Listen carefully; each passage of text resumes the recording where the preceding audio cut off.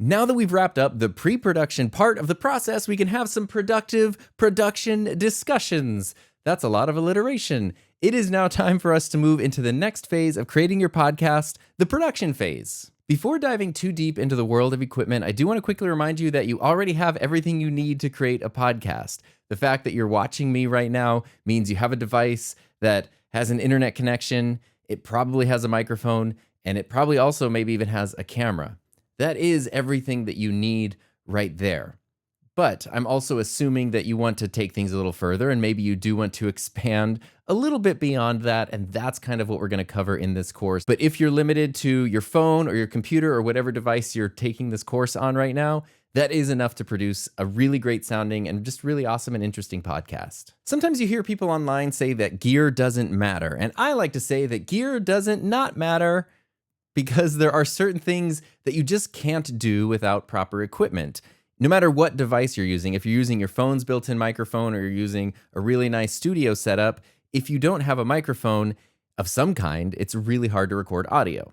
So there are situations where gear is the limiting factor to letting you do what you need to do. And as you dive further into the workflow, then you can discover specialized pieces of gear and different types of gear that just help make things easier and help fit your needs and your workflow better. But I don't think that gear should ever be the limiting factor. If you want a really nice microphone like this Rode NT1 Signature Series that I'm using right here, and these come in a whole bunch of other cool colors too, I totally get it. That's awesome.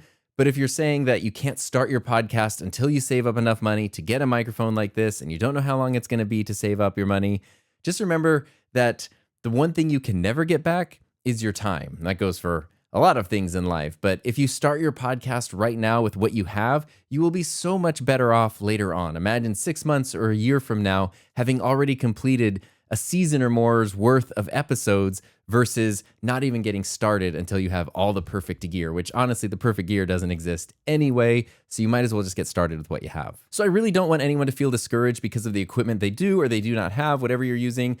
I do, though, want to recognize that you are burning a few extra calories by taking a podcasting course. The fact that you sought this out means that it's probably more than a passing interest. It's something you really want to do and you want to do really well, so you probably don't want the bare minimum.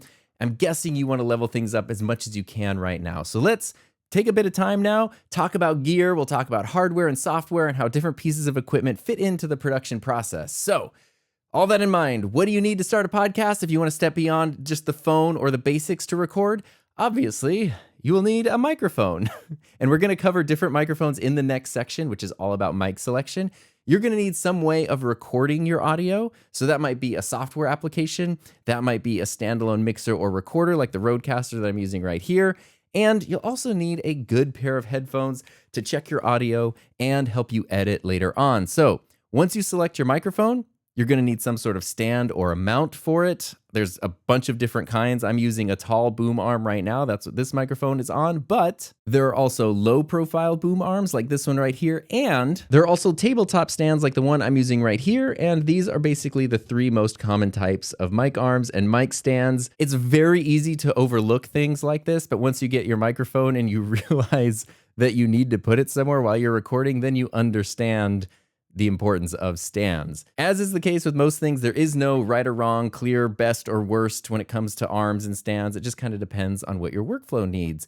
Boom arms, whether they're tall or short, are great if you really don't plan to move your equipment much because they just take a little bit more time to set up. They clamp to the side of your desk or your table. Some of them also even come with like grommets and mounts that you can drill directly into the surface of a table for a much more permanent setup. Tall arms like this one, this is the Elgato Wave, are good if you want to keep space clear down below because right now I can move my arms, I can adjust the Rodecaster, I can do all that.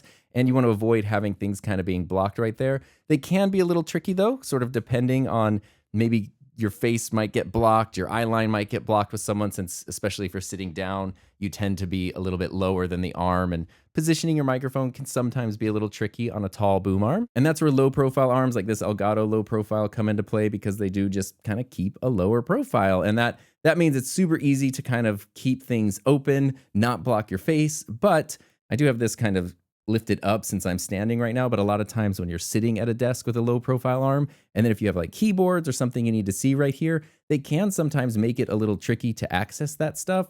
So it's not that they're Again, always the right or always the wrong choice. It just depends on your specific needs. And then tabletop mic stands are often the most budget-friendly choice and the simplest if you plan to move around a lot because they're small, they're portable, and you just set them on the table and you're good to go. They do, however, tend to pick up more of the table sounds than the other stands. So if I set this down, like I was sitting here and I tap the table, you can kind of hear how those taps and those thuds transfer through the stand to the microphone. That will be affected depending on the microphone that you're using, the type of stand that you're using. In general, these are more prone to that. If I go back over here to the tall boom arm, which has a lot of shock mounts, plus my mic is in a shock mount, and I tap the desk, you can hear me tapping the desk, but you don't really hear as much of that low rumbling as you did with the tabletop stand. So that's just something to keep in mind when it comes to using tabletop stands. And with all of these, prices vary like crazy. You can get very inexpensive ones for like $15 or $20, especially the tabletop ones. Like I think this is a Samson one. This is like a $15 stand and it's great. Boom arms like this, you can find $15, $20 ones, but they really tend not to last that long and you're going to end up buying, several of them probably in a small period of time as they fall apart. And so it's usually better to kind of go for at least that $80 to $100 price range for a taller boom arm. And then they go up to like $500, $600 if you want crazy ones. I've never spent that much on a boom arm. Nothing wrong if you want to. I really like the $100 to $130 boom arm price range is where I have found to be the sweet spot in terms of quality and reliability and just overall like practicality. Now, one thing that might seem a little bit counterintuitive is for the most part, you probably don't want to hand hold your microphone for a podcast. Right now I'm using the Shure SM58. This is a microphone that is designed to be handheld. You probably recognize it because it just looks like the default microphone that people think of when they think of microphones. The reason you don't want to hand hold it is because it can introduce a lot of issues with handling noise and positioning, especially not just for you as the host, but for your guest. If you know how to use your microphone, like right now, I kind of know I need to grip this microphone, not move my hand around too much, and then also pay attention to the cable because I don't want the mic cable to make a bunch of noise. So I can kind of keep a kung fu grip on the microphone right here and it's going to sound okay. I know how to position the microphone where even though I'm moving, I'm keeping it in a very even distance from my face. But if you're not that experienced with microphones, or especially if you're working with a guest that's not that experienced, and then they start touching the microphone a lot and they move around and they move the microphone a lot, your whole podcast is going to sound like this. And nobody wants to listen to that for an extended period of time. Additionally, a lot of podcasts are longer, right? A lot of podcasts, 45 minutes, an hour plus. Having to hold a microphone like this, like it's tiring, it's exhausting, it becomes uncomfortable and inconvenient, and then you focus on your physical discomfort more than producing and creating the best podcast possible. Now, depending on your microphone, you might also have a problem with plosives. We're going to talk about those a little later, but you heard that pa pa pa, Peter Piper pitched a podcast. Those sounds, you want to be really careful with those. If you notice, I have my microphone positioned in a very specific way where I'm not causing a lot of plosives, but you might want to consider using pop filters and windscreens to help your microphone sound its best. Some microphones just come with them, like this Rode NT1 Signature Series. Actually just has a little mount right here. The pop filter fits right into it, and then Peter Piper pitched a podcast. No matter how many plosives I'm projecting into the microphone, they don't really make it through the pop filter right here. The problem, and the reason I wasn't using this before, is just because, especially when you're doing video-related things, sometimes pop filters, mostly pop filters, really not windscreens, can get in the way. Windscreens are these things right here, these foam things that go over the top of a microphone, and lots of microphones, again, just come with these. A windscreen pretty much does the same thing as a pop filter. It goes over the microphone and protects it from wind and plosives and things, and the biggest difference is that a windscreen covers the whole microphone. So you kind of notice this pop filter right here just went in one side of the microphone, but if there's wind blowing from the side because I'm outside or something, all of that's still going to get through. It's only blocking sound from this direction right here. So these are good indoors, in a studio, with certain specific types of microphones. A windscreen covers the entire microphone, so not only is it going to protect from plosives, but it's also going to protect from wind noise or anything coming from any direction of the microphone. Now again, a lot of microphones just come with them, like this Earthworks Ethos right here just has a black windscreen that came with it. I really love these colorful windscreens. So that's something I get asked about a lot. I get most of my colorful windscreens from an online store called reporterstore.com. I have no affiliation with them. I've just bought a lot of windscreens from them over the years. They work really well. The colors are really nice. The colors don't fade over time. You can find colorful windscreens on like Amazon and stuff, but a lot of them tend to be kind of cheap and have a very strong chemical smell that takes a long time to sort of off gas, and you're putting this right near your face where you're breathing. So I don't know that you really want something that has a strong chemical smell. And they also just aren't as high quality. These are higher quality actual sound and acoustic foams, and then they look good and they last a long time. So I strongly recommend those. But if you want to do the $6 special on Amazon, that's fine too. And why would I want colored windscreens? For me, honestly, it's just fun. I like it. I like that my microphone can look more like my microphone and not like necessarily everybody else's microphone. But there are practical purposes. If you notice here, I do have some colored cables running out of my Rodecaster. I've got these colored windscreens. You can even have colored microphones.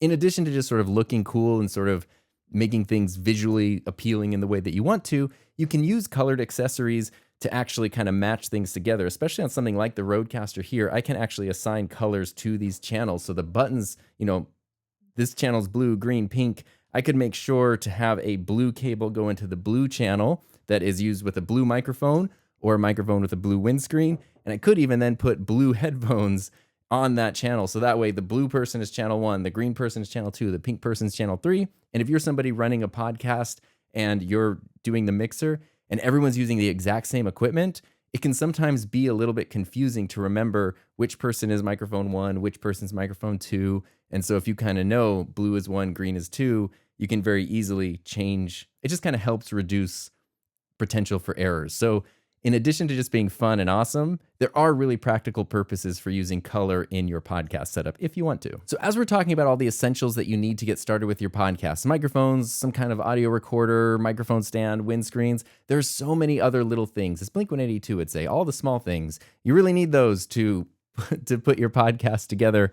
And that does include things like cables, memory cards, and any specific accessories that your specific pieces of equipment require. So to avoid kind of trying to cover every scenario under the sun and sort of stick to the essentials here, I do want to let you know that I have a page on my own personal website, HiMyNameIsTom.com, and I'll put a direct link to it in the notes for this lesson that has a lot of my own personal setup recommendations aimed at specific purposes. So everything from single person audio only podcasts all the way up to multi-camera video productions. And I've included everything in those setups. So every bit of accessory, memory card, cable, adapter, I've included pricing, and these are all just my recommended pieces of equipment, and I do try to update them over time. So rather than telling you something right now that could change in a couple weeks, that's kind of a better ongoing resource for specific setups and specific pieces of equipment, especially those little things that can be easy to overlook or forget. But I did just mention video setups. If you are planning to add video to your podcast, then camera selection is also important.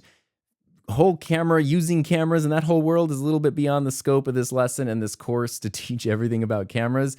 So just know that whether you're using a simple phone or a multi-camera setup with high-end bodies and high-end lenses, if you're doing a video podcast, you need something that can record for the duration of your show. So that means whatever camera you're using, whatever device you're using, it has enough power, it has enough memory, and it won't overheat, because some cameras will work fine for a few minutes, but when you leave them running for an extended period of time, like the length of a podcast, they can get too hot, they can overheat, and they can shut down. And it is not a good feeling to either get to the end of your podcast and realize that your camera stopped at some point halfway through, or be in the middle of a really great discussion and just hear a camera shut down. That's a feeling of fear and terror that I don't wish upon anybody. Now, if you're using a single camera, which is the simplest way to record a video podcast, you can either record internally or you can connect the camera to a computer and record directly there through software. We'll dive into this a little bit more later on in a video-specific lesson. But just know that then if you're using multiple cameras, you can then also have all of them record internally and edit the footage together yourself afterwards. That can be a little bit tedious. So a lot of podcasters use multi-input switchers like this, which let you connect multiple cameras together and then switch between them live during the show. You often have the option to connect an SSD to your switcher depending on which one you get, and then you can actually just record directly here, or you can run this to your computer and record in software over there. Again, we'll dive into more specifics of this in a video-specific lesson. I just want to let you know, if you're thinking, how does a video podcast work with multiple cameras? This is a pretty common way to do it. I also have a playlist with a lot of switcher reviews on my YouTube channel if you want to check out specific models. Some more advanced switchers even have auto switching, which lets you pair an audio source to a video source, and then the switcher will automatically switch based on who's talking. And it's really cool. It's like such a cool fantastic time saver. It works really well. Usually the switchers that have that are a little more expensive though, so it's not going to be like the $300 switcher. It's going to be the $1,300 switcher that has that. The bottom line, the only thing I need to let you know right now, if you want to use multiple cameras to create your podcast, you've got a lot of options. The last thing I want to mention when it comes to video for now is whether or not you need to record in 4K, because this is something, as 4K video has become more accessible and kind of more expected by both creators and viewers, it's something that naturally pops up when you're talking about creating a podcast, because 4K footage, like you're seeing right now, looks fantastic. And in an ideal world, I think we'd all want 4K, but 4K workflows can be super tricky, and they can often require you to 4K over a lot of cash to afford the gear that you need, because you need a computer capable of processing and editing 4K footage. You're going to need a lot of storage space. So much storage space, probably 100 plus gigabytes per podcast episode if you're doing multiple cameras. A video podcast probably doesn't really need to be in 4K. Of course, it depends on the topic, but regular full 1080 high definition is more than enough to look super excellent, and it's going to take up so much less space. It's going to be so much easier to work with and edit those files, especially if you are creating those longer hour-plus episodes of your podcast. 4K can just be like downright impractical, and the law of diminishing returns is very real when it comes to something like video. If you go from an old phone that might not even shoot high definition, just a standard definition phone, and you jump up to a high definition camera, boom, you're going to like such a huge increase in quality. But then, especially for a sitting and talking type podcast, if you go from full high definition to 4K, it's not going to be as much of a drastic difference, especially if you just focus on something like your lighting, the actual content of your podcast, your audio quality. That 4K versus 1080 video quality probably isn't going to be enough. It's just not going to be enough to make it worth it, all the extra work that you have to do. And if you are planning to use video switchers, most video switchers, at least at any practical price point, are only 1080. They do not even come in 4K options. So for the most part, if you're doing a video podcast, expect to do a 1080 full regular high definition workflow. We kind of covered a lot there. Those are the basics when it comes to the essential pieces of equipment you'll need to create a podcast. But now I do want to dive into more specifics, starting with one of my most favorite things in the world, selecting your microphone.